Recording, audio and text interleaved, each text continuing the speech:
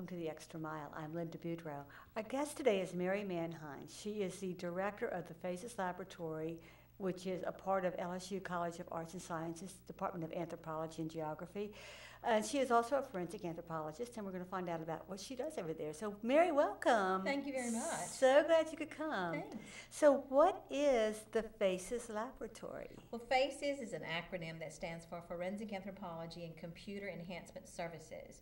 And so we not only teach at LSU, but we also work within the community. We work all over the state of Louisiana and all over the country to identify the dead. Wow. So is this a piece of the university that really is kind of doing some outreach and kind of helping to bring what we learn in facilities of higher education to have them have some real meaning in people's lives? Is that kind of what this turns out to be? Oh, yes, it really, really is. We're a service unit in the Department of Geography and Anthropology, but we also conduct research and we work with our students, both undergraduate and graduate students, to educate them, to train them to go out into the world and be forensic anthropologists also.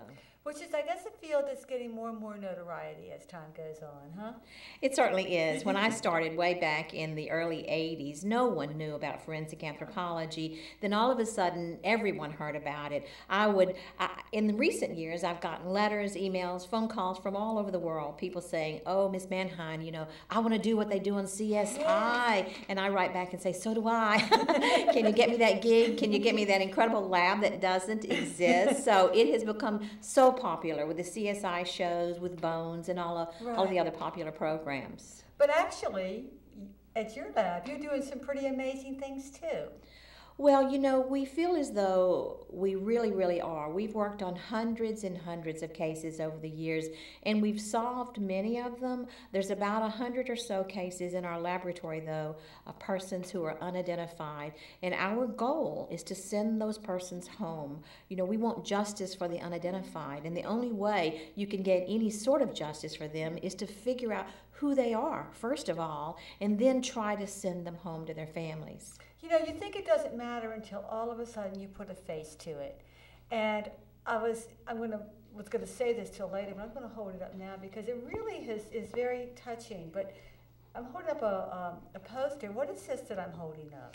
Basically, what you're holding up is what's going to represent a billboard. We're working on an outreach program now, going through Lamar Advertising, and we're putting different cases of unidentified persons on these billboards. So this is a case of a young white female who was found in Algiers, and what we're trying to do is get her identified. So we created a clay facial reconstruction and then enhanced it through a computer program so that it looks like someone who's viable, someone who's living, and we put that on that billboard, and then that billboard will be posted in South Louisiana to try to encourage people to look at it and to suggest, well, could this be so-and-so, or it looks a little like such and such person, I haven't seen in a while, and then they can call into Crime Stoppers and give out to give them the information, and there is a reward. Okay, and then it's not always a reward, is there? Or is there always? Well, in this particular case, the reward is given if it leads to information that leads to figuring out who the person is. Like a normal Crime Stoppers. Right, exactly. But you work just from the skeleton, is that right? Or how did you make her face? Well, basically, we get cases in all stages of decomposition, and they may even know who they are, and they want us to look at the trauma and help them figure out what happened to the person. But we have to get down to the bone in order to rebuild the face. And we put tissue depth markers that are cut to very specific lengths to place on that skull. We glue those to the skull at specific places, like just between your eyes. We'll put a tissue depth marker that's only about 4 millimeters thick. And then there are many, many more that are placed across the face, and you simply rebuild that face, and you end up with a clay model. Then that clay model is photographed and then put into a computer program where it's enhanced to make it look more lifelike. Okay, and so this is all scientific? It's all done with some specific techniques and tools, I'm imagining. Yes, it is. The tissue depth markers are cut to very specific lengths. Those lengths are based on studies that have been done. We've conducted one such study, well, actually several such studies. We conducted one in New Orleans where we scanned almost 1,000 people with ultrasound and came up with averages for children, different ancestries, different ages, different sexes, of course, and then got these averages and were able to say, well, at this point in in the cheek, the tissue depth thickness is typically this long. So that's how and so this it works. starts out that Okay, way. okay. We have formula that help us to determine how wide to make the nose, how long to make the nose, how deep to make the lips, how wide to make the smile, how to make the ears. So there are formula that have been developed that can aid you in completing that facial reconstruction. I just think that's so exciting. And obviously you're on target with a lot of these because you have been able to identify people or have people identified. Is that correct? Yes, that's exactly right. A very specific case that will always remain very close to my heart. It's the oldest case we've ever identified. It's a man who was missing for 32 years. Wow. We did a facial reconstruction on him. I took it to a workshop. It had been in our laboratory since 1981, but he was discovered in 1979. But it had been in our lab since 81. It was from the Shreveport area. I was going up there to do a workshop for law enforcement, and I wanted to do a facial reconstruction on a case that had been found from their area. So we did it. We took it up there. I showed it to law enforcement. They didn't recognize, anything about this face because many of them were little kids probably when this body was found. And so I took it back down to my laboratory. A detective from an entirely different parish, from DeSoto Parish, came to see me one day. He saw that image sitting on the counter because it was in clay. He said, "Mary," he said, "what is this case?" And I gave him the particulars of it. And I said, "Why?" And he said, "Dr. Robo Davidson," he said, "because," the words we love to hear, he said, "he looks familiar to me." And I almost fell off the chair. Oh, and in the end, the result was he told me about a young man who had gone missing from that area in 1975, never found, never connected the two together, ended up in our lab in 1981. Wow. And all these years later, so it was 32 years, he found the old case. I said, "Why does he look familiar to you?" He said, "We just created a sheriff's website, and I have an old picture of this young man when he first went missing." So he went back to his laboratory, to his office. He found information on it. He finally found the family. The mother is still living. She's 90-something years old. Oh my God. The siblings are still alive. We sent him home to West Texas, and his mother called the detective and said, "I can't believe someone was still looking for my son all of these many years later." So it's the most incredible feeling. Wow. It is. It's just it's incredible. Gotta be. And it's true. It gives families closure. It gives them peace. And it's important to bring people home. Well, it's extremely matters. important. It matters very, very Oh, much. it does, because they never get over losing that loved one. Yeah. But and that's true for the missing also, because part of our program at LSU includes missing people. It's not just the unidentified people; it's also the missing people. So how does that work? Well, when we were designated in 2006 with the passage of that law as the Louisiana Repository for Unidentified and Missing Persons Information Program. So in our database that you can reach by going to www.identifyla.lsu.edu, you can see all of these cases that we're putting into this database. We have over 200 and something of cases of persons who are missing from Louisiana. We're visiting every police department, every sheriff's office, every coroner's office in the entire state, and are gathering profiles on these people. And then we are taking DNA from the families of the missing persons. We're getting DNA also from the unidentified cases. All of that information then is that DNA sample is provided to the Louisiana State Police Crime Lab. They do the profiling, and then that's uploaded into the National CODIS database, which stands for Combined DNA Index System. Wow. And then you can get cold case hits like that, and we've had cold case hits. Really? We've Wow. had cold case hits when someone's DNA has been put, or their family's DNA has been put in a database somewhere else across the country, and then we put our person in there, and wham, it comes together as an identifier. Isn't that amazing? It is wonderful. Oh, it's exciting. It's so exciting. And I have to say that this whole the Faces Laboratory, this is really your baby, right? I mean, with all the technology and all the wonderful stuff that's happening, when you started this, it was just an idea, huh? And it saw a need.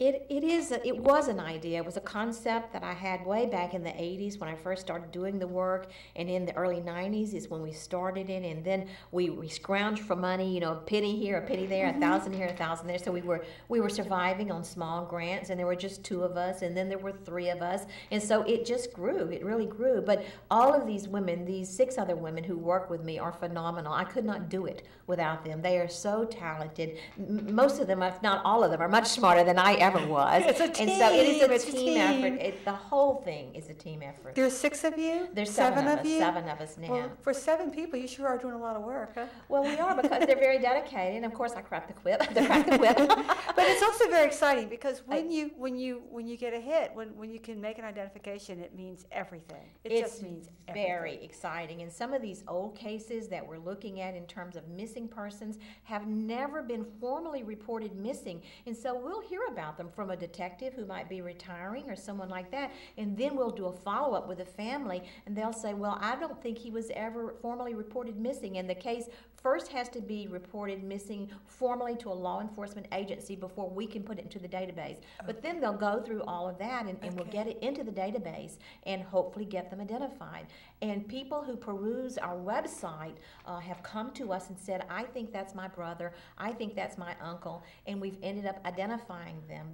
We'll have their tattoos listed, we'll have the profile listed, say someone who maybe was found in 1991, but we estimated had been dead for a year or 2. And so people scan that database. They look across that database and say, uh-oh, this could be my uncle who was last seen in that general area, you know, in 1991 or 1990 or something. And we've gotten several identified like that. So this is really a tool for the community, isn't it? Absolutely. Isn't it? It's a tool for the entire country. Yeah. We've worked on cases from out of the state, out of the country.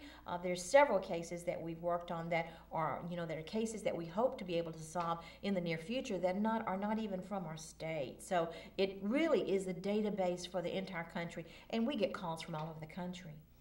It's so exciting. Now, you have something else that I really do like. You have a bunch of playing cards here on this table, and I think this is like the coolest idea. What are these cards? Well, these cards are just amazing. This is a program through Crime Stoppers, and Crime Stoppers has created these cards for different cases across the state. And we were able, a deck of 52 cards, many thousands that they printed, and they go into all the prisons in the state. And on these cards are different cases, and we were very lucky to get 2 of our cases on these cards. So basically, these cases that are our cases were cases that were people who were unidentified. We created facial reconstructions of them, and then these will be cards that the people in the prisons play with. And then these cards, perhaps they'll talk about them at night. This one in particular that I'm looking at was a case from 1991 where a young white male was found, and he was a skeleton. We did a facial reconstruction on him. They put the information on the card, and there are cases from all across Louisiana. So only 2 of these are ours, but other cases of missing persons, of homicides, and they're trying to get them solved. And they think by doing this, by putting them in the prisons, having these be the only cards that the prisoners can play with, then they can perhaps start talking about them late at night after the lights are out. You know, so-and-so who was on the King of Diamonds, so-and-so told me about this case and said he had something to do with it, or he knew someone who had something to do with it. So the goal is to solve some of these cases. And there's some evidence, there's some research that kind of indicates that this is effective. Is that right? Oh, that's right. In fact, I don't know what the success has been here. I know it has worked, and this is, you know, fairly new, and it's worked in other states. So it is successful. I think it's a great idea. I think it's a great idea, too. You know, and a lot of times prisoners, people in jail kind of know what's going on out there. They know what's going on, and people brag. And people talk. You know, people talk. You can't keep a secret forever. That's right. It's really, really That's hard. right. Not too many people keep their secrets forever. No, you're right. Late at night when the lights are out and you just saw that picture on the card, I think it's great.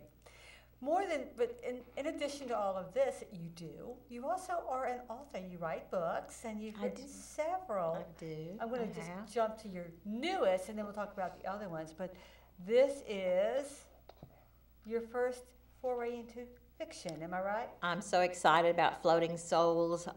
Yes, it is my first novel. It is about, of course, a forensic anthropologist. Gee, go figure, huh? But she's a lot younger than I am, and she lives in New Orleans, and she gets in all kinds of trouble. And it's the beginning of a series. It's called Floating Souls: The Canal Murders. It's just out, hot off the press, just a few weeks ago, and I'm very, very excited about it. So I hope that readers will like it. I had a lot of fun writing it. Yeah, what's it like? Because really, basically, you work, most of your work is really scientifically driven and very precise and got to be accurate. Creative writing is a whole different ballgame. Well, it is in a lot of ways, but you want to have the locations. They have to be correct. That's You true. have to have that background that has to be correct. But you want to be correct in terms of the science in the book, right? Because of the criticism that you could get. But then the story itself, the protagonist and what she does, she gets in all kinds of trouble. There's a little love, a little murder, a little lust, perhaps. Maybe, but a lot of fun in this book. So it is a way to, I think, to get over the stress sometimes from working on real things. So I don't have curse words in my book. Maybe one or two little hells or damns. I don't have a lot of things that can offend people in there. So it's a different type of book, I think. And I think it's going to be fun to read because I'm going to get a copy and read it. Oh, thank you. So this is your first nonfiction, but you've written several fiction, your first fiction. You've written several nonfiction books as well. My first nonfiction book, was The Bone Lady. Very, very successful. It came out many, many years ago, and then Penguin picked it up in paperback, and so it's both in hardback from LSU Press and from Penguin in paperback. And The Bone Lady is full of stories, real case stories about how I got into the field and what drives me and the kinds of things, the cases where they were solved, some unsolved. And then I followed that up in 2005 with Trail of Bones. Trail of Bones came out right after Katrina.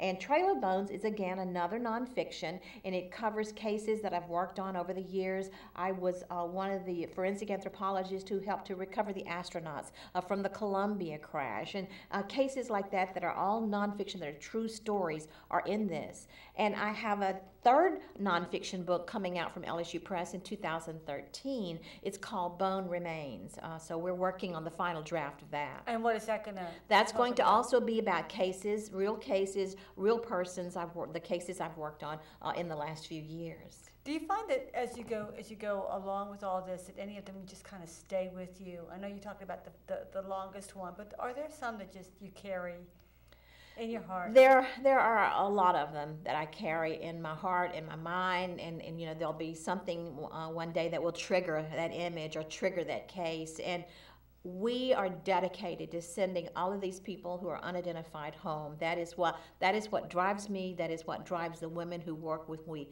We do not want these cases to be curated in our laboratory.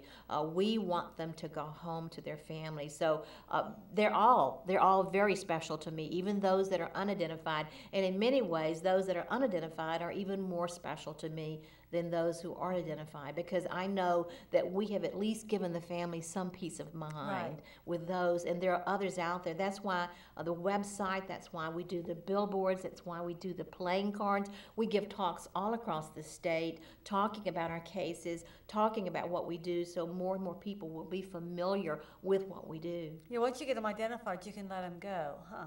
Let them go. You can let them go. You can, in many ways, you can let them go. You might not let go what happened to them, because sometimes we never know what happened, and sometimes we know what happened in tragic cases, and sometimes we it's hard to believe man's inhumanity to man, and I mean both men and women there, but it's hard to believe that these things can happen, and you have to let them go, though. You can't let them roam around too much in your mind, or it really, I think, could make you a little crazy. And that's really what I was going to ask is, self-care is an important part of all of this. In order to be able to do your work, you have to be able to take care of yourself as well. And so is writing a fiction book one way that you can take care of you?